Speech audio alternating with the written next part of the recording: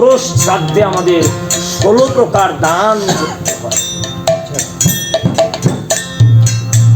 শ্রদ্ধার সহিত দান করাই হইল শ্রাদ্ধ।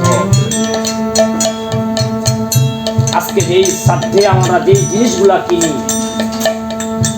যেগুলা আমাদের মূল জিনিস, সেগুলা খরচ আজকে আমরা ঠিক মতো করছি না।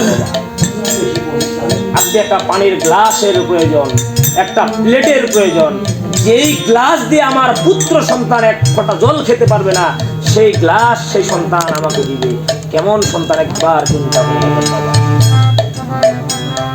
সেইখানে গিয়ে আমার পিতার এমন জল পিপাসা লেগে যাবে। এই জন্য সন্তানকে জল দান করতে হয়, ভালো গ্লাসে দান করতে হয়। এই জল দানের মাধ্যমে যেন আমার পিতা সেখানে তার জল পিপাসা নিবারণ হয়ে যায়। দান নয় বাবা, এইখানে আমাদের খরম দান করতে হয়। এই খরম পরে আমার পিতা সে বালুর উপর দিয়ে হাঁটে যাবে, যেন তাকে গরম না লাগে, তার পায়ে যেন কিছু না লাগে। এখন এই খরম দ্বারা যদি আমার নিচের গরমটা ঠান্ডা হয়ে যায়, কিন্তু সূর্যদেব আমার মস্তকের উপরে রয়েছে, এই সূর্যদেবের তাপমাত্রা থেকে বাঁচার জন্য আমাদের ছত্র দান করতে হয়। সেই জায়গায় পাবে না আমার পিতা এক ফোঁটা বসার স্থান, কোথাও নেই ওখানে যে একটা ঠান্ডা জায়গায় বসবে। এই জন্য আমার পিতার জন্য বসার একটা আসন দান করতে হয়, যে সেইখানে গিয়ে যেন আমার পিতা যে এই আসনটাতে বসতে পারে। আমাদের খাট দান করতে হয়।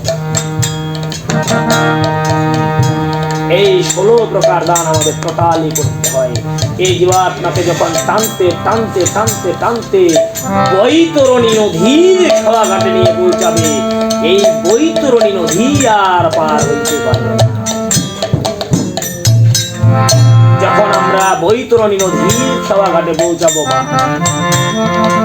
এই নদীর এক পাশে রয়েছে গোরল, অগ্নি উঠে মা, অগ্নি। আর এক পাশে কত জীবজন্তু রয়েছে, কুমির রয়েছে, সাপ রয়েছে। এই জীবাত্মাকে পার হয়ে যাবে তার কোনো ক্ষমতা নেই। ঠিক সেই নদীতে একখানা রয়েছে ব্রিজ। এই ব্রিজটা এত লম্বা মা, যে এপার থেকে ওপার পর্যন্ত দেখা যায় না। এটা একটা গান রয়েছে, বৈতরণী নদীর খেওয়া ঘাটে, সেই ঘাটে নাই যাইতের বিচার, মেথরমুখী আমার কুমার। সেখানে যদি একজন ব্রাহ্মণ যায় তারও যে শাস্তি হবে, একজন যদি মেথর যায় তারও একই শাস্তি হবে। সেখানে কর্ম না করলে না কেউ আমরা পার করতে পারবো না। এই ব্রিজটা হলো চুলের মতো চিকন, হীরার মতো তার ধার। না পারবে আমার পিতা ব্রিজের উপর দিয়ে হেঁটে যেতে, না পারবে আমার পিতা নদীর নিচ দিয়ে হেঁটে যেতে। সেইখানে গিয়ে জীবাত্মা বহু কান্নাকাটি করার চেষ্টা করবে। সেইখানে গিয়ে দেখবে যে আজ আমার পিছনে আমার বন্ধু বান্ধব আত্মীয় স্বজন কেউ আমার পিছনে। সেখানে বহু প্রকার প্রশ্ন করা হবে সেই জীবাত্মাকে।